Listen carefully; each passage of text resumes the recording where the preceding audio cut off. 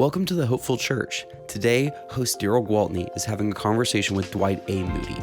Dwight A. Moody has spent decades serving the church and shaping conversations about faith and public life. Dwight is a pastor, author, and founder of the Academy of Preachers, an organization dedicated to encouraging young people called to preach, and that's the topic of our conversation today. He previously served as Dean of the Chapel and Professor of Religion at Georgetown College and has pastored churches in several states. Today, he hosts The Meeting House, a media platform exploring the intersection of religion and American life.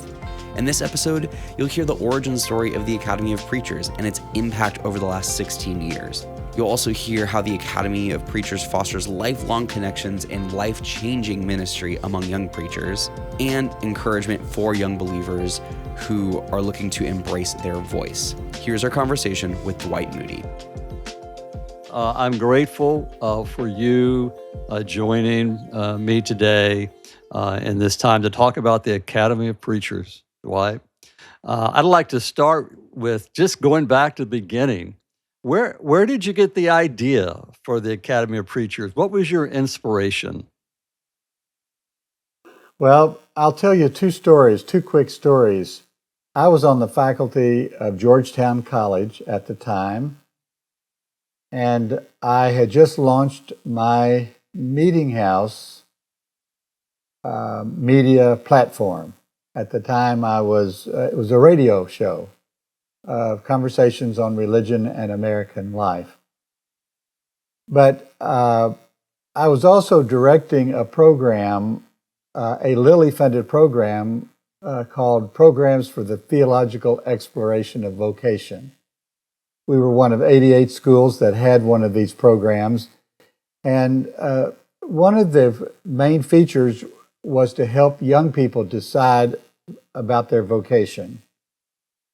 It turned out, in conversation with my team, my leaders, that we had a lot of young people who were interested in going into the ministry, but very few of them interested in preaching. And we had a round table talking about this, about what does this mean? What could we do about it? And we actually sketched out a program called the Royal Springs Society of Preaching or something like that. Royal Springs was the original name of Georgetown. So this is when we first started talking about it. And then in 2008, I went up to the endowment to ask them to fund my Meeting House stuff. And in the small talk leading up to my big presentation, I had a big leather book, all kinds of facts. I'd interviewed people, I'd read material about religion and American life. But in the small talk leading up to this, we got to talking about other things, including this program for the theological exploration of vocation and what we had found, that our kids were interested in gospel work. They were interested in ministry, but not in preaching. Well, I was talking to the two leaders up there at the Lilly Endowment. They knew that what I was describing was not isolated to Georgetown College. I did not know this, but they knew what was going on around the country. And they asked me what ideas we had, and I began to talk about our ideas, and totally spontaneous. I had not prepared for this.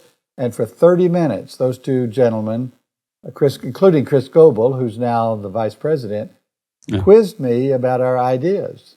I was eager to get to my big presentation on something else, and they finally said, this is what we want you to do. You write a grant, we'll give you the money, and you can start in January. That's what happened. Oh, it was the discernment, really, of the people at the Lilly Endowment, that knowing what the nation needed was the key thing. Yeah, it's a great example of the value of being in conversation with people and learning what they know that you don't know, and then coming up Right. with a good idea together. I hadn't heard part of that story. That's exciting for me to hear that bit of history. And of course, I entered into this conversation back in the very first one, 2019. Myself and one of my faculty members, Bob Bird at that time, and one of our students, Larry Terrell Crudup, who's now a pastor in South Carolina, went up there. Well, I remember that was the very first one, and I brought Larry up, and he preached this amazing sermon on Ezekiel 37, the dry bones. I still remember that first time I ever heard him preach, and I remember thinking, man, this young man, he's got what it takes. It's going to be fun to watch him grow. And now that's my goodness, 16, 17 years later, and he's done well with his ministry. So I'm wondering, like, I took students every year but one, all 10 of those years, and I forget why I didn't take them that one year. But lots of great experiences. Students' lives were changed by it. So I wonder if you might just, tell me what was one of the best things that came out of the AOP as you dreamed it, and then as you brought it into reality? Do you have any good transformational stories that you could share? Well, I would say this every day today. Now, here we are 16 years after the very first one. It was January of 2010, the first one. So here we are 16 years later. Every single day on my Facebook feed, I read and watch the posts, the pictures, the videos, the testimonies of young preachers from all over the country. Mm. The thing that most interests me, of course, is their journeys from then to now. I think about John J. Alvaro, who was a student at the time, but now he's the pastor of the First Baptist Church of Pasadena, California, right in the middle of the fires. What was that, last year? And ministering to all those people. I talked to him during all of that. And then, of course, just this past year, David Black, one of our young preachers from New England, is now the pastor of the First Presbyterian Church of Chicago. And you probably don't know this, but his picture appeared all over the world in all the protests up there in Chicago. The young people that we've worked with, they're now in Boston preaching and Chicago. They are in every major city in America and every small hamlet. They post on video, they post their pictures. When they're getting their degrees, they're having babies, they're getting married, they're changing churches, they're being called to a professorship. Dominic Robinson down in Austin, Texas, now teaching and preaching at Austin Seminary. You know, this warms my heart. It is the fulfillment of what I hoped would happen. But the best thing is not their connection with me, which is minor, is that their connection with one another. Right. These people met each other at a festival. Now they are fast friends, and they communicate. I watch them host each other at events. You mentioned over at Spartanburg, he called in his friend, Winterbourne Jones from Indianapolis, who went down there to preach for him. I drove over from Greenville to fellowship with both of them and to hear Winterbourne preach. It was a wonderful experience, but those two young preachers became fast friends because of the Academy of Preachers. Right. Well, and then I have similar stories, particularly my own students who traveled and went on to ministry and preaching, and who are doing really wonderful things. And even my Facebook feed has students, some of my own, others who I met in AOP events. And you and I are in this season of our career where we're very aware of legacy, but more than that, about what we can do to help equip the next generation as we move into the ending years of our ministry and service. And so another question I have for you related to this is some people say that young adults are moving away from the church, and there seems to be some evidence of that. What would you say to encourage a young believer, um, uh, that the church, the gospel, that the world needs their voice?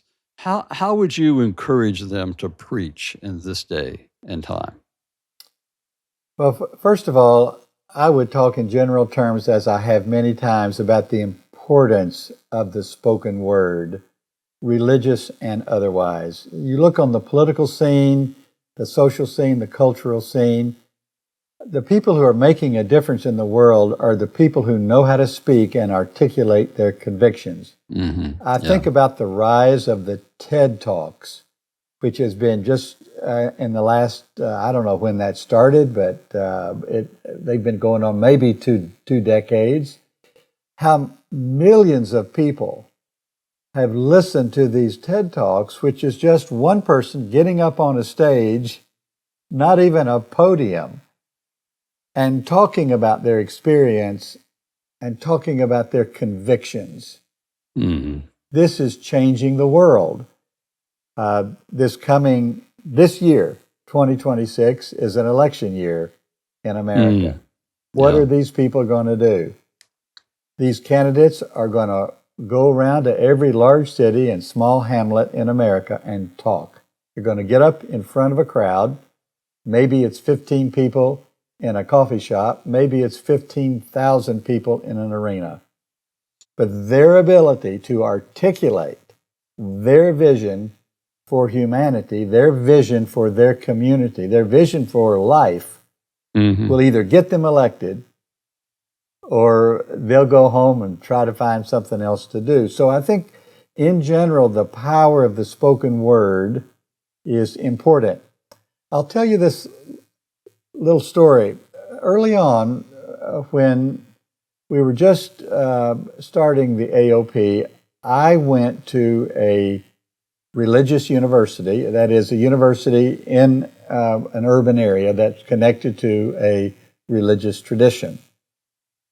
We had every reason to believe that they would be open and interested in housing the AOP, or at least in sponsoring an event. They had graduate programs, they had student ministries. And I and my associate, Lee Huckleberry, we were given 15 minutes with the president and his whole cabinet. So it was quite rare. And I made this 15-minute pitch, this spiel, and the president of the university leaned back in his chair, waited a minute, and this is what he said. "Preaching, huh? What a quaint idea." His attitude and the word he used conveyed to me a very dismissive spirit. They, of course, did not follow through, made no connection with the AOP whatsoever.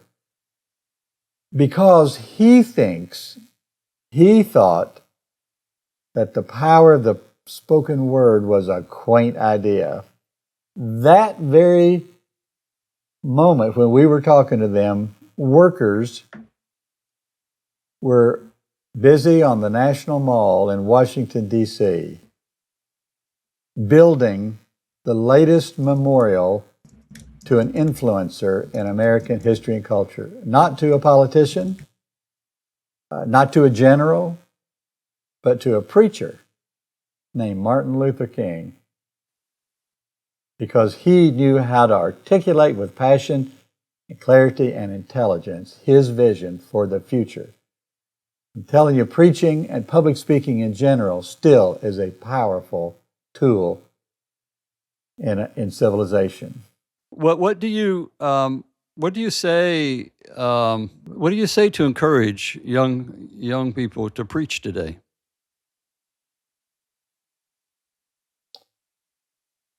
Well, this is a very good question, especially because we live in an age that's dominated first by music in ways that earlier centuries have not been, Mm-hmm. and that we are influenced greatly by images.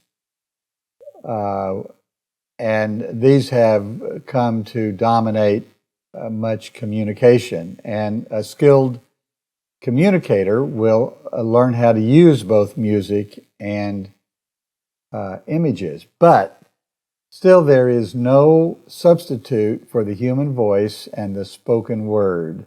Mm-hmm. And as I said, here we are, 2026, in an election year. Right. And all over the country, in small little villages and large cities, men and women who want to hold public office are going to be traveling, getting in their car and going places and doing what? Getting up and talking. Speaking. Yeah. Mm-hmm. Speaking, public speaking. Sometimes they'll have 16 people in a bar, and sometimes they'll have 16,000 people in an arena. But their ability to articulate their vision of America, of their community, their state, will determine whether they get elected or not. Right. Their ability to articulate something that's important, something that's true, something that's transformational, will determine whether they are elected or not. Just in our lifetime, one of the greatest American orators, Barack Obama, came out of Right. nowhere and won 2 terms as president of the United States because of his ability to speak to crowds and to sing, I might say. Sure. I remember when he went down to Charleston Mm-hmm. after at Mother Emanuel Church.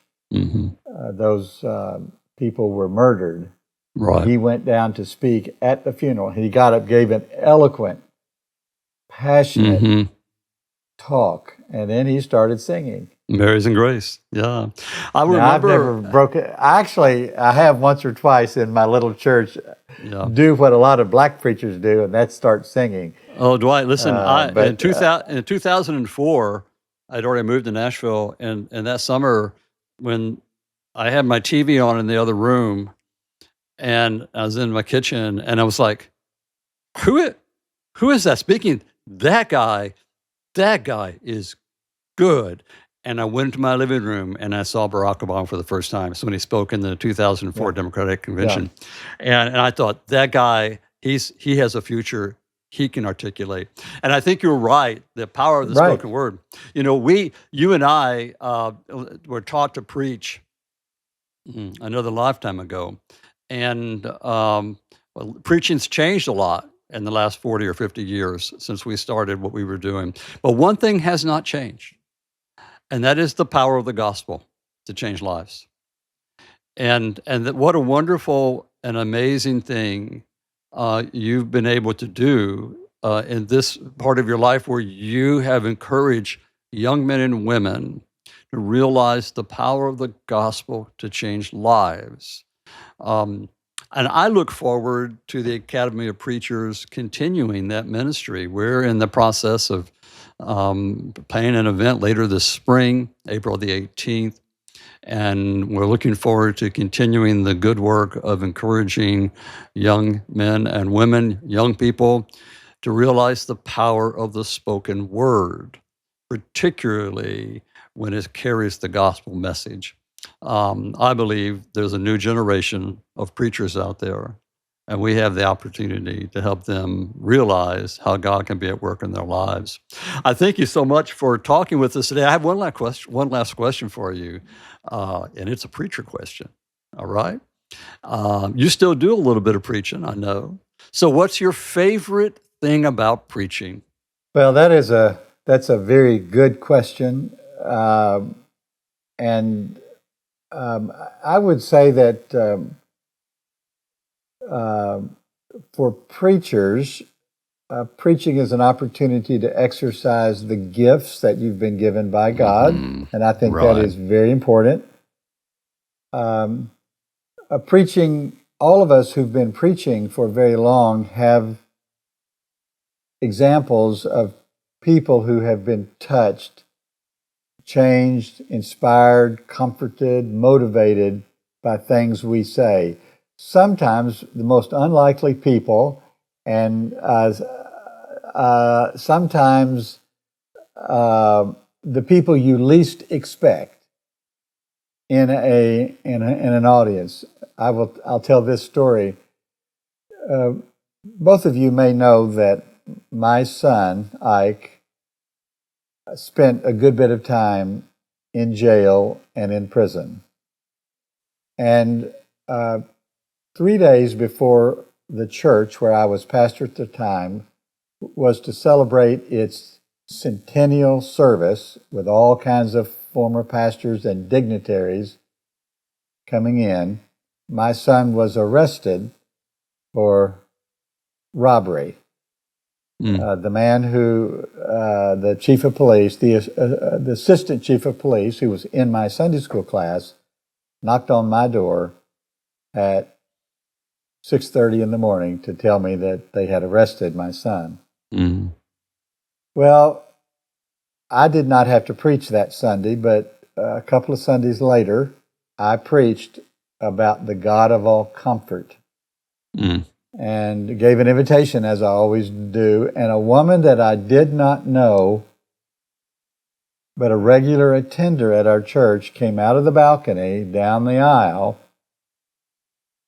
to talk to me about what she had heard, what she was feeling, and what she wanted to do. And through the tears, she said to me, "My son also is in prison today." So, when you tell your story, as you are carried along by the Holy Spirit, even the struggles that you have, it touches the lives of people who are also struggling, who need inspiration, who need help, who need a word of comfort. I preached that day, reminded the people that Jesus also spent time incarcerated, and as did many of the apostles. And it is this connection through the life of Jesus, through the inspiration of the Holy Spirit, through your own personal testimony, that touches and changes the lives of other people who are desperate for some good news. Dwight, that's profound and powerful. What a wonderful way to finish our conversation about preaching, that it is that place where the gospel message meets our personal testimony and we share it with people and lives are changed. What a powerful No question witness. about it. Powerful witness. So grateful for our friendship, grateful for your imagination and vision that created the Academy of Preachers and all of the young preachers around this country and world that have been encouraged by the work of the AOP. And I'm looking forward to our continuing to do that in years to come, and look forward to being in touch with you as well. Well, I want to give you a personal word of encouragement in this way.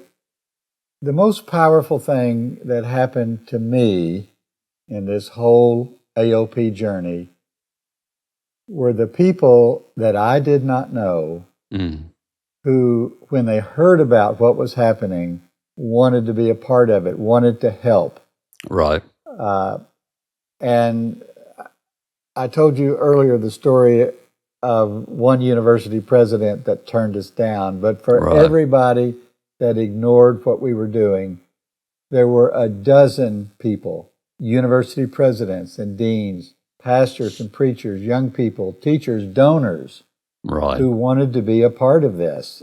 And I am certain that this will happen with you as you present your work, as you invite people to walk along beside you. The AOP flourished as it did because the church needed it and because there were lots of people who wanted to be a part of it. That's what's going to happen to you as well. Well, I'm hopeful for that. I believe in the power of the gospel. I believe God chooses people to proclaim it and to share it and to tell their story. And it's a blessing to be involved in the work of the Lord. So I look forward to seeing how God's going to work in me, in you, in Brandon, in the work of the AOP in the years to come. Blessings to you, my brother. Good. We'll talk soon. Hey, Thanks. stay warm this weekend and maybe make a snowball or two if you get a chance. I hope we don't get any snow down here. Yeah. Okay, we'll see. All right. Blessings now. Thank you. Thanks for listening to this episode of the Hopeful Church podcast. This episode was hosted by Darrell Gwaltney and edited and produced by Brandon Billings. Our theme music was also created by Brandon Billings. Don't forget to subscribe, review, and rate us 5 stars on Apple Podcasts, Spotify, or wherever you get your podcasts. To learn more about the Mensch Center for Church Leadership, go to moenchcenter.com. And to learn more about Belmont University, go to belmont.edu.